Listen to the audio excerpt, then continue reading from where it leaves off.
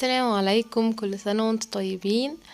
تعالوا كده مع بعض هنعمل حاجة بسيطة قوي. يعني انا عملتها بصراحة عشان افرح اولادي، يعني ان هم يوزعوا وكده، وسبتهم يعملوا كمية، وانا هعمل معاكم كده كام واحدة وهسيبهم بعد كده برضو يكملوا الباقي. عشان ما يزعلوش يعني. هنا بصوا انا كنت حاطط لهم اكياس كده.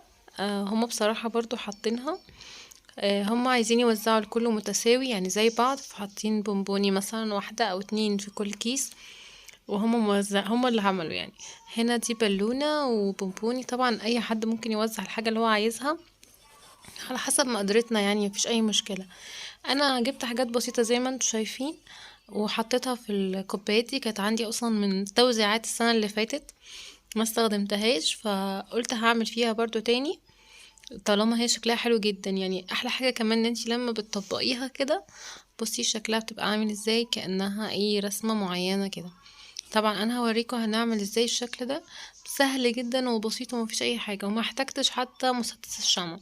طبعا اللي عايز يرجع للفيديو القديم انا كنت عاملاه بدقة اكتر وباشكال تانية اكتر بكتير، فممكن ترجعوا له يعني، وانا هحطه فوق في الاي.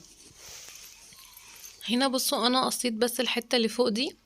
في ناس ممكن تستخدم الحتة دي تعملها ايد، لو انت عايز تستخدمي مسدس الشمع. انا المرة دي ما استخدمتوش وقلت هعملها حاجة بسيطة كده خالص. عايز تعمليها بالشكل ده، عايزة توقفيها من الناحية التانية، يعني انا بوريكم كده الشكل، بس انا هعملها بسيطة خالص. بس انا هحط مصاصة وبالونة. انا بوريكم دي، يعني انا هحطها برضو، دي هتبقى ابني وبنتي. ودي بالونة. هوريكم بقى الحاجات اللي احنا هنحطها في الاول. اي بقى بونبوني عندك، شوكليت، اي حاجة بقى ممكن تحطيها. بعد كده بتقفلي بالشكل ده. بصوا بتبقى بسيطة جدا، يعني انا حبيت ان انا اوريكم ان هي ان انا هتنيها تانية بسيطة من ناحيتين. بعد كده اطبقهم على بعض وخلاص، يعني موضوع بسيط. انا برضو مرضيش استخدم الشمع او اي حاجة، عشان عايزة ان هما يعملوها، فهم مش هيعرفوا يعملوها بالشمع وكده، وهخاف ان هو المسدس الشمع يلسعهم او حاجة. فعملتها بسيطة بحيث ان هم هيعرفوا يعملوا. انا قصلهم اوريدي البتاع اللي من فوق دي، انا قصاها ومديها لهم كده بحيث ان هم يتنوها بس. هم عملوا كام واحدة، وانا بعمل معاكم بس الشكل عشان لو عايزين اولادكم برضو يعملوها. بجد بسيطة جدا وحلوة قوي قوي قوي. كده انا عملت واحد. اللي عايز يزود مثلا البونبوني اكتر، عايز يحط مثلا شوكليت، عايز يحط كذا حاجة، مفيش اي مشكلة. بس احنا الاول هنقص لهم دي علشان بس يعني لو هما لسه مش بيعرفوا يقصوا. بعد كده بقى هتسيبيهم هما ينطلقوا.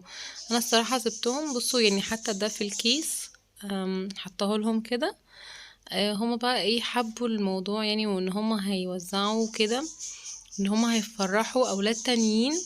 طبعا كلنا بجد بنفرح احنا، يعني حتى الولاد هما نفسهم بيفرحوا لو حد اداهم حاجة زي كده، ان الحاجة دي بالنسبة لهم حلوة قوي.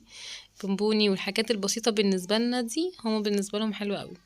طبعا كل سنة وانتوا طيبين، واتمنى فعلا فعلا انتوا تجربوها. بجد هي حاجة بسيطة جدا.